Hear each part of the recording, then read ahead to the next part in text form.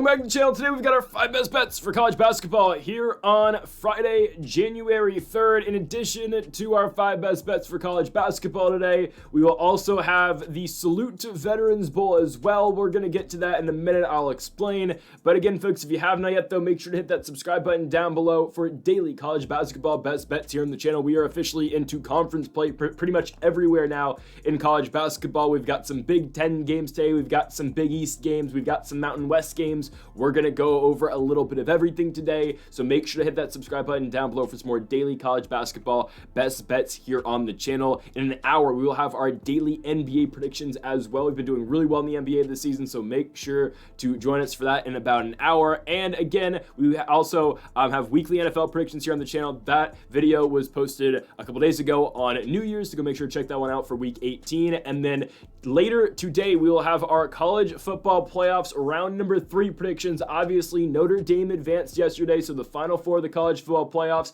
is now Notre Dame versus Penn State in the Orange Bowl, and the Ohio State Buckeyes taking on the Texas Longhorns, of course, in the Cotton Bowl. But we will have every other bowl game except for the Salute to Veterans Bowl, because I'm going to go over that game in today's video, because I'm not going to get that college football video out till probably like 3:30. So I think the Duke's Mayo Bowl's today too. So I'll get that video out before the Duke's Mayo Bowl. In addition to the bowl games remaining, we will also have the FCS championship game between the Montana State Bobcats and North Dakota State as well. So be on the lookout for that later today. Okay, on to the first of our 5 best bets for college basketball today. We start with the Fairfield Stags taking on the Merrimack Warriors. And you might ask, why are we picking this game? 1, there is value in this game, and 2, it is the only game on at noon, and, you know, we're going to play it. We're going with the Fairfield Stags to cover the 7.5 points they're getting. I could care less about who wins the basketball game. If you pressed me on a pick, sure, I'll say Merrimack wins it.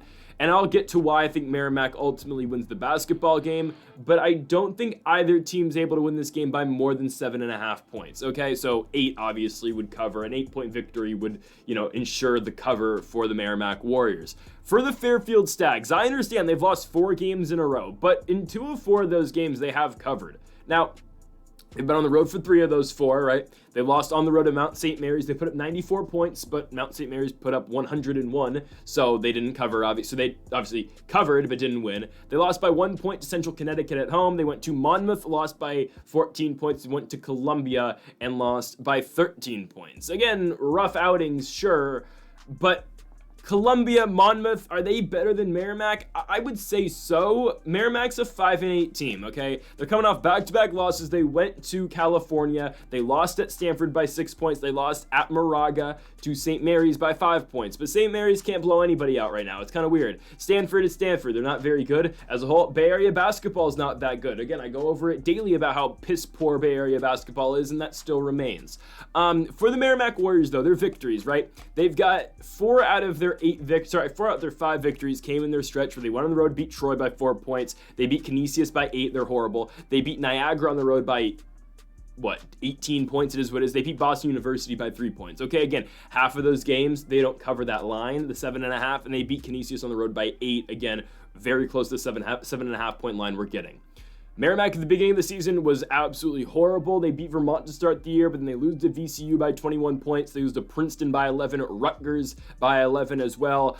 Butler, they lose 78-39. They lose by 7 at UMass Lowell, and they lose to the UTSA Roadrunners. This is a Merrimack team that is currently led by Adam Clark.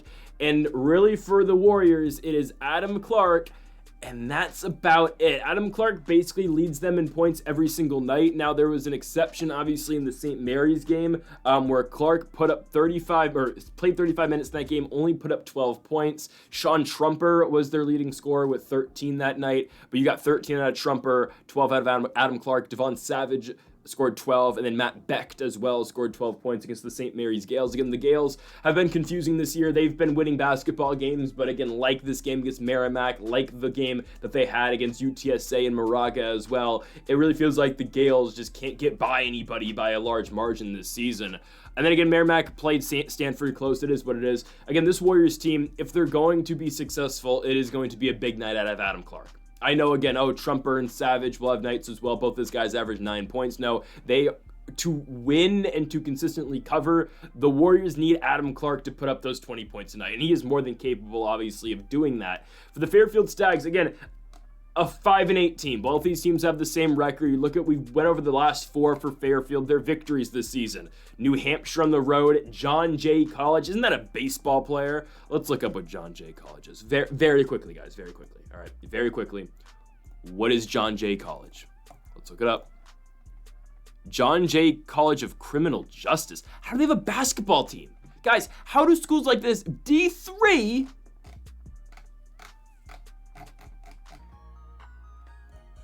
like, how do they get basketball teams? Sick logo, not gonna lie. But like, that's next pick. How does that happen? I don't know. Okay, we'll make this short. Fairfield again beats John Jay College. They beat Vermont. They beat Fairleigh Dickinson, my goodness. They beat Ryder. I think they're able to cover the line here. Again, I don't think Fairfield is 8 points worse than Merrimack. I don't care. The game is at Merrimack. They're led by Prophet Johnson is Fairfield. Again, they get 12 and 8 out of him per night. He's their best defensive guy, and he's their best scorer. I just don't think Merrimack is that many points better than Fairfield. I think the Stags cover on the road. Give me Fairfield plus 7.5. Again, it's all about stopping Adam Clark. Let's see if Fairfield can limit the damage and cover the 7.5 point line. I don't think they went outright, but I think they cover. Okay, I accidentally showed this earlier, so here it is. We move on to the American. We have got the Temple Owls at home. This game's on ESPN2, obviously from Philadelphia, Pennsylvania. The Temple Owls are hosting the Wichita State Shockers. Give me Wichita State on the road. Yeah, give me Wichita to go to Temple and win. All right, Temple, I'm not sold on this season, and I know what you're thinking. Oh, Wichita lost to Kansas City, the Roos. They lost to DePaul on the road, who are absolutely horrible. They lost to Florida. It is what it is. It's not a bad loss. But yes, they lost to Kansas City. They lost to DePaul. What have they done since they beat Kansas State?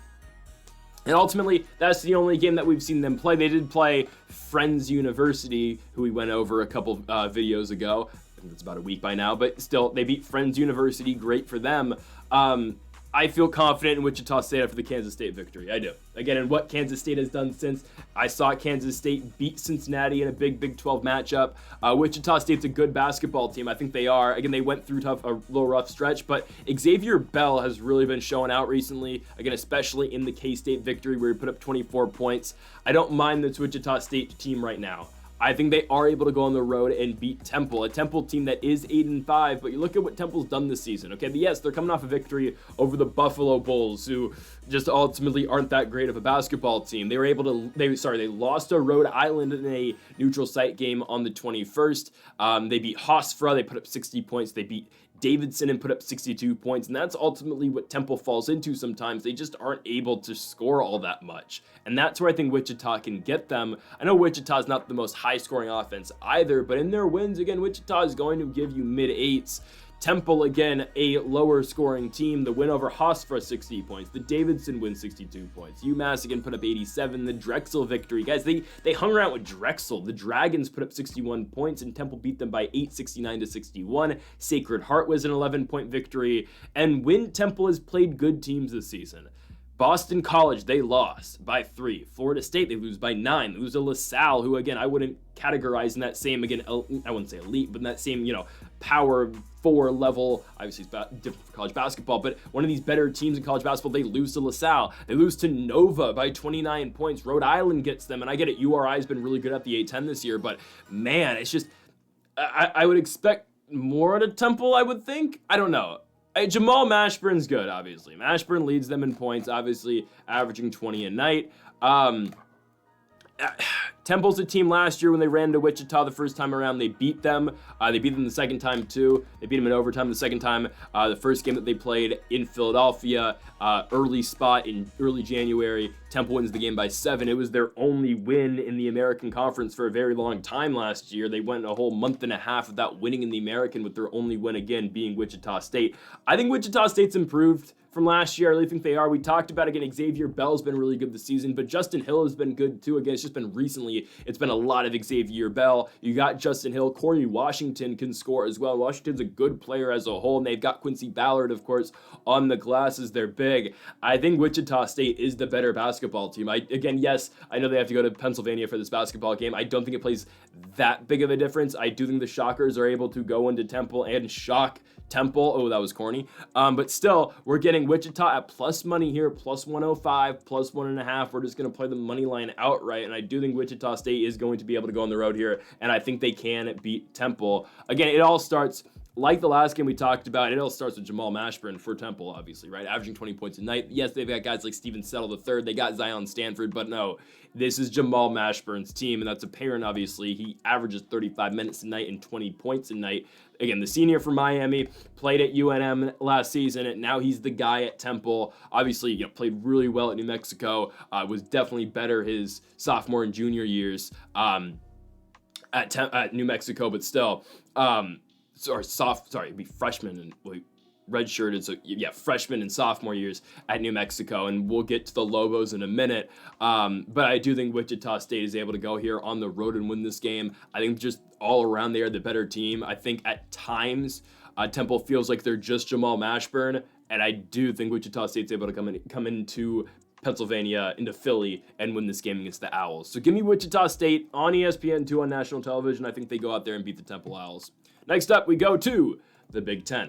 We've got the Ohio State Buckeyes taking on the Michigan State Spartans on Fox, a big spot. And yes, we are rolling with the road team again. I know that might not always be the best pathway to success, especially in the Big Ten, but you know what? We're going to roll the dice into it. Hell, we cashed yesterday with a road spot for the Purdue Boilermakers against those god-awful Minnesota Golden Gophers, and we're going to be rolling with the road team yet again. Give me Tom Izzo and the Michigan State Spartans to go on the road and beat the Ohio State Buckeyes. Again, Ohio State's a good basketball team. I'm not going to deny that Ohio State's good.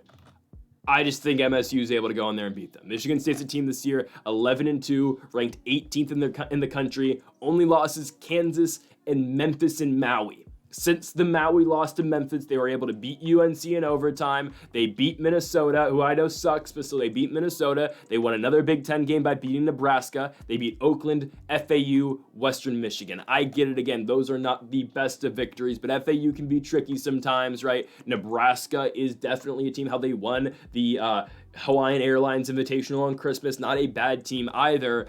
And I just think Michigan State is better than Ohio State. And I get it. Ohio State's won a couple games. They were able to win that big one against Kentucky. They blew Kentucky out. They beat them by 20 points. And their losses this season are what? A&M, Pitt in a tricky overtime game that they lost. Maryland blew them out, but that game was in Maryland. And then Auburn, obviously, who's looked at as the best team in the country right now. I get that. Ohio State, again, they've built up a 3-game winning streak, beating Valpo, Kentucky, obviously the big victory, and then the Sycamores of Indiana State. But for Ohio State, right, Bruce Thornton's been playing incredible basketball, right? You just look at his last two performances. Thornton with 30 in the victory over Kentucky, 33 in the win over Indiana State. Thornton has really stepped it up for this team. They also got Devin Royal as well, who's averaging 15 points a night. Ohio State's got guys who can score. I'm not going to deny that. Michigan State's got some players as well. We're looking at Jaden Akins. We're looking at Jace Richardson. We're looking at Frankie Fiddler as well. I mean, Michigan State has some players. Jackson Kohler, of course, is going to be grabbing all those rebounds as well, averaging 8 and 8 this season. I do think Michigan State's able to go on the road here and beat Ohio State. Again, Michigan State, I know they've played Nebraska, who is not bad, but Nebraska and Minnesota, Ohio State's Big Ten games are Rutgers and Maryland. Something's just so off-putting about that Maryland loss, man. I know, again, they were on the road, and this game between them and the Spartans is going to be in Columbus. I get that. I don't know. I need to see Ohio State win another game in the Big Ten before I can trust them. And now, again, sure, they get Michigan State, then they go on the road and I was going to say they're just going to beat Minnesota, which they will. They'll go on the road and beat Minnesota, and then they get Oregon running into town. Hell, after we saw Oregon yesterday in Eugene, I'm expecting Ohio State to probably win that game in Columbus. So, I don't know. If Ohio State's able to beat Michigan State, I think they're going to go on a run. I think they'll beat Minnesota. I think they'll beat Oregon. We'll see if they can go on the road to Madison and beat Wisconsin. I think they'll definitely beat Indiana at home. We'll see. Again, this is a big game for me, honestly, to see how good both these teams are. I think I know Michigan State is good, So this is kind of to see, again, is Ohio State really at that level? I don't think they are. I get it, the game's in Columbus, but I really think Michigan State's able to go on the road and beat this team. Again, all around, I feel like they're the much better squad. Ohio State, again, they can get big numbers out of Thornton and Royal. I like the all-around effort and the all-around group play of Michigan State. I like the Spartans to go into Columbus. And it's not an upset. They are a slight favorite on the road. I like them to win this game. Again, I just feel like they're the better basketball team. Or no, they are underdogs. Yeah, okay, we'll take it. We'll take the dogs. My fault. I thought they were road favorites. No, they are road dogs. We're going to take plus money on the team that I think is the better basketball team, like the Wichita pick. I just think Michigan State and Wichita are better teams, and they just happen to be going on the road. Give me the Michigan State Spartans to go to Columbus and beat the Ohio State Buckeyes. Next up, we go to the Big East. And I'll be honest, I like Georgetown a lot this season, okay? I really do. I think Georgetown has a legitimate chance. I don't know. They're not going to win the Big East. I was going to say, I think they have a chance to win the Big East. Nah, they don't. They have no chance against UConn and Marquette. I'll just be honest with you. I think they can easily be the third best team in this conference. I think. Yeah, they're not going to beat UConn. I still think UConn's winning the Big East. I'm just going to be honest. I think they're better than Marquette. I get it again. They had the Maui meltdown, but we'll see. When they go to Wisconsin to play Marquette February 1st, we'll see. I'm not going to lie to you. I'm expecting to pick UConn in that basketball game. I think UConn's on fire right now, man. That's all I'm saying. I think UConn's on fire. They have not lost a game since Maui. And those are their only losses this season. They are 11-3. That's all I'm saying about UConn. I think Georgetown can be the third best team in the Big East. Obviously, again, 2-0 so far in Big East play, right? They beat Seton Hall, who I get it. Everyone's beating Seton Hall right now, but they were able to beat Seton Hall. And their other win in conference as well is Creighton, who is a very up-and-down team, but how they have handed Creighton their only loss so far in Big East play. Georgetown's losses this season. And I know, again, the game you want to circle where it doesn't look great for the Hoyas is the Notre Dame loss. They lost 84-63. That's just unfortunate. They've looked better since, and I get it. The Hoyas have had somewhat of a cakewalk schedule since. They went to Morgantown and lost to WVU. The good victories going on the road to New York and beating Syracuse. They won that game by 4. But I like Jaden Epps a lot. I like Thomas Sorber a lot as well. But again, Sorber, excuse me. But Jaden Epps, again, is by far, I think, the best player on this basketball team. Epps averaging 16 points a night. Obviously, he was somewhat better last year, I think, for Georgetown. Again, we are still very young into the season. But Epps is, again, by far the best guy, I think, on this Hoyas team. And I think, again, a lot of their play, is centered around how Epps plays as well. I haven't talked about Xavier yet. I just think, again, Georgetown is much better than Xavier. And I get it. Xavier has played a much tougher schedule than the Hoyas. So we're going to, again, officially see is Georgetown just a product of their schedule or not, given their record, right? And you can point to Xavier saying, again, their record's difficult, and their big win by far is over South Carolina. I mean, it's undeniable. The win over Colin Murray Boyles and the Gamecocks is their best win this season. Now, can you say South Carolina is one of the bottom teams in the SEC? Potentially, because they're lost to Indiana, they lost to North Florida earlier in the year, but they did rebound. They beat Clemson, right? That was a big victory for them. One of the games of the year so far this year in college basketball. I don't know. Again, Colin Murray Boyles obviously one of the better players in all of the game right now, at least in college basketball. South Carolina's a tricky team, but that's the game you can point to for the Musketeers and say, hey, they've lost a lot of these big games this season. They lost to Michigan. They lost to Texas Christian. Cincinnati beat them. Marquette beat them. UConn beat them in overtime. But they were able to go out there and beat South Carolina, and they did it by 9 points. And sure, they have the Wake Forest victory as well, but I don't rate the Demon Deacons being all that much of anything right now, okay? Xavier's other wins are Texas Southern, IU Indianapolis, Jackson State, Siena, South Carolina State by 3 points, Morgan State, and then Seton Hall, but everyone can beat Seton Hall, so I don't care. Seton Hall can't score. For Georgetown, again, we talked about some of their big wins. Obviously being Seton Hall, Creighton, Syracuse, their other wins, Lee, Fairfield, Mount St. Mary's, St. Francis, PA, Wagner, UAlbany, UMBC, Copen State. I mean, again, those aren't big victories either. So again, this is a game like Ohio State and Michigan State. We are going to officially see how good both these teams are. I want to believe in Georgetown. I really want to, and I'm going to believe in Georgetown. I think they're a good basketball team. I think, again, I truly think Sorber is good, and I really think Jaden Epps is a premier player in college basketball. I think he is. And I think Georgetown should be able to go out here and win this basketball game. Now, Jaden Epps didn't play the Georgetown game against Coppin State. I'm expecting him to play this one. Again, the Coppin State game, it's a non-conference game, obviously. That was on the 28th. Epps obviously played the Creighton game, played the Seton Hall game. He is listed as a game time decision for the Xavier game. I think he's going to play the Big East game. I don't think he's going to miss this. Again, if there was a game that he wasn't going to play, it's obviously going to be the Coppin State game. They obviously still won it by 30 points. I'd expect Jaden Epps to play this basketball game against Xavier, and as long as Epps plays, I think Georgetown wins. Again, yes, he's been dealing with the injury, but I think he'll be fine. I am taking the Hoyas at home here against Xavier. Again, I've liked what we've seen so far at a Big East play out of them. I know, again, they barely got by Seton Hall, but they did go on the road and beat them, right? The Creighton victory was huge at home. I think, again, this game being in D.C. makes all the difference as well. Give me the Hoyas in Washington, D.C. to take down Xavier. They'll win the basketball game, and sure, they'll cover the 1.5 points as well and win and cover the money line, obviously, too. Let's move on to our final game of the day, and it's in the Mountain West. It is the Nevada Wolfpack taking on the New Mexico Lobos. It's the late night game. It's at 8 p.m. We're going to get ready for some late night Mountain West basketball. A lot now, obviously, because the Pac-12 is gone.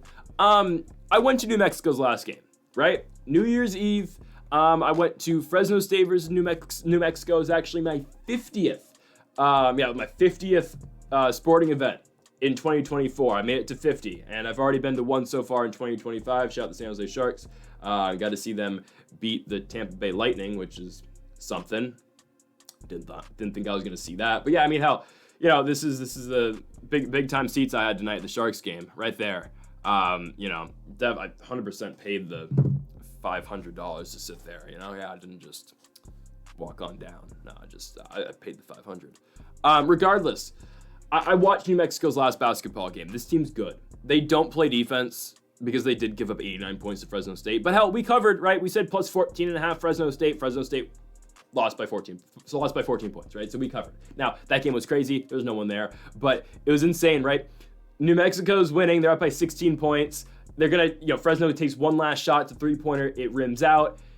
The basketball, it hits the rim, obviously, hits the scoreboard, I think it might hit the scoreboard or above the scoreboard, but Fresno State's got the old-fashioned scoreboard, not scoreboard, the shot clock. Fresno State's got the old, cube shot clock, just because the Save Mart Center looks old as hell. So it should be a dead ball. So the New Mexico players, the Lobos guys just stopped playing, because hey, okay, this should be a turnover, it should be our basketball. Fresno State center, I'm not entirely sure who it was. I think it was the backup at the time, was one of their backups at the time. Just rebounds in, lays it back in, and tips it back in. Again, New Mexico's up by 16. Fresno's player, it should have been an out-of-bounds call. Fresno scores the tip, and they cover the 14 points. Insane stuff, but I was going crazy in the crowd. I think I was the only one happy because Fresno was getting blown out. But Fresno State covered. Shout out to the Bulldogs. New Mexico's good, though, right? New Mexico, with the exception of 2 games this season, have been lights out. I think they have one of the better, pure scoring offenses in all of college basketball right now. They score, and they score at will, and they are tough to deal with because everyone on this team is a scoring threat. Obviously, Donovan Dent's one of their better guys, maybe if not the best player on this New Mexico Lobos team. This is a guy who dropped 40 points in a game earlier this season. They've got Mustafa Amzil as well, averages 14.5. Nelly Jr. Joseph is a presence. That's one way to put it. I mean, he's really good down low. He's gonna grab every rebound within potential radius of him. He averages 12.5 points tonight. Averaged double digits rebounds as well. I like Nelly Jr. Joseph a lot. They've got True Washington. They got C.J. Noland. I mean, there's just a lot of players on this team that can score. But the starters for New Mexico play pretty much the entire game, and it's fine. These guys can run. Where New Mexico, they will take possessions off on defense, and that's what does make it tough for them to cover all the time. But the thing is, New Mexico scores so efficiently, and they do have Joseph to grab all these boards as well to, again, continue their possessions, and, again, to get those second chance points. I think New Mexico is going to be a really good team in the Mountain West, man. After watching them in person, I think they're really solid. Again, I think Boise's still probably the best team in the Mountain West, if I'm being honest. Utah State's been good this season, but I think, again, if I had to rank them right now, I'd probably go Boise, New Mexico, then Utah State. I know Utah State's been great. We've taken them at plus money, time in and time out this year, but I do think New Mexico's slightly better. For the Nevada Wolfpack, a disappointing team so far, and I'm a little bit confused why we're only getting 5.5 here. I'm just going to be honest with you. I'm confused. So we're going to take it. Guys, Nevada's 0-3 so far in Mountain West play. I know what you're thinking. Oh, they lost by 2 to Colorado State, lost by 3 to Wyoming, they lost by 5 to Utah State. Okay. If they score 64, 63, and 64 points against New Mexico, they're losing by 40 points. Nevada's going to be forced to score and score a lot because that's just how New Mexico plays. So again, yes, they did cover this line in 2 of their 3 Mountain West games of the season, but at the same time, it's against Colorado State and Wyoming. Again, Utah State, they didn't cover that line. Again, it's just a different style of play that they're going to have to play against New Mexico. And Nevada's always been somewhat low scoring. Again, I mean, hell, when Blackshear was here again, I felt like every time I watched Nevada, again, I wasn't that into college basketball as I am now. But I feel like every time I watched Kenan Blackshear's Nevada Wolfpack, they were in just low scoring games, and Blackshear would be leading their team in points with 16. Nick Davidson, Kobe Sanders are good. I'm not going to deny that. I just think New Mexico's a way better team. I don't think Nevada is able to step up to the plate of having to score and having to score at will the entire basketball game. So give me the New Mexico Lobos. I think they outrun Nevada here. I think, again, they are by far the best team they've played so far in Mountain West play. And again, when they play a team like Utah, I know it's, they didn't cover by a point, but still they didn't cover this line against Utah State. I think New Mexico kind of just blows them out the water. I get it, again, the Lobos are going to take possessions off on defense, but just their impact on offense and the way that they're able to create second chance opportunities with the guy like Nelly Jr. Joseph on the glass, I think it's going to be really tough on Nevada in this basketball game. Give me the New Mexico Lobos. And by the way, again, the game is in Albuquerque as well, so I'd expect New Mexico to win in the pit. I like the Lobos a lot out of the Mountain West, man. They are going to be a team that's going to be in the tournament. It's just a matter of what seed they're going to be. Again, with the exception of 2 hiccups this season against St. John's and New Mexico State, which is horrible. They've been pretty good this season. And really, going on the road, losing to St. John's, I'm not mad at it. The one loss that is really confusing is New Mexico State, but they've looked like, again, since that game, they were able to blow out West New Mexico. Who cares? They beat VCU. They beat Colorado State on the road. They beat Fresno State on the road. This is their second home game in Mountain West play. They got San Jose State earlier this season. I get it, SJSU's not very good, but the SJSU win, San Jose State win, is prior to the New Mexico State loss. They've turned a corner, and they've turned a page since that loss to the Aggies. I think New Mexico is going to be fine in this game, and I think they cover this line against the Nevada Wolfpack. We're not done yet, because we've got college football real quick. Again, make sure to join us later today for our, the rest of our college bowl predictions. But we have to go over this one real quick because I'm still trying to predict every single bowl game. We'll go over this one very quickly because it's the Salute to Veterans Bowl. North Texas takes on Texas State. This line opened at 9. It's now at 14. I think North Texas has quite a bit of opt-outs, which is fine. I'm still taking North Texas to cover the 14 points. I don't think Texas State's 14 points better than them. I just don't think they are. I think they are the better football team. I get that. Now, the difference, again, that's going to happen in this game, you're not going to see North Texas's quarterback, Chandler Morris. Chandler Morris is at, Virginia, right? Yeah, pretty sure he's at Virginia. So we're going to see Drew Mestermaker play. He is a true freshman, if I'm not mistaken, 6'4", true freshman. Yeah, I know, again, last night we got the Gator Bowl between Duke and Ole Miss, and obviously, again, Malik Murphy wasn't playing for Duke. He's now at Wazoo, and Ole Miss ran away with that football game because, again, reason to that was Duke's quarterback wasn't playing. But I think some of that is, again, Jackson Dart was playing and Trey Harris were going for Ole Miss. They were just the better football team in that game, and, again, Duke wasn't able to keep up. North Texas is going to still have the same style of offense. They're still going to be running the ball at Shane Porter, and these guys, again, they're going to be able to air it out with, again, a backup quarterback in Messmaker, but still, he's no Chandler Morris. I get that, but I still think they're going to be able to score against Texas State. Guys, Texas State gives up so many points. Like how, again, their regular season games to close out the year, they beat Georgia State they lose to Georgia State 52-44. They beat South Alabama 45-38. They give up points. Sure, they'll score, but they're going to give up a lot of points as well, and I think they win the football game. I'll give that to the Bobcats, but I do just think, again, at the same time, North Texas is able to score, and they're able to score a lot. I know, again, they went on a huge losing streak to end the season, but they are playing another team that doesn't really play defense, so give me Texas State to win, sure, but I think North Texas is able to stay in this one. I get it, no Chandler Morris is going to hurt this football team, but 14 points is a lot of points. So give me North Texas to cover. I think they lose the game by about, 10-7, a touchdown to 10 points. I think North Texas stays in it, though, and I think they cover this line of 14. So, folks, thank y'all for watching our college basketball 5 best bets here on January 3rd. If you have not yet, though, make sure to hit that subscribe button down below for more. Make sure to leave a like if you did enjoy the video. Make sure to comment if you do disagree with any of the picks. Folks, thank y'all for watching, and Mamba forever.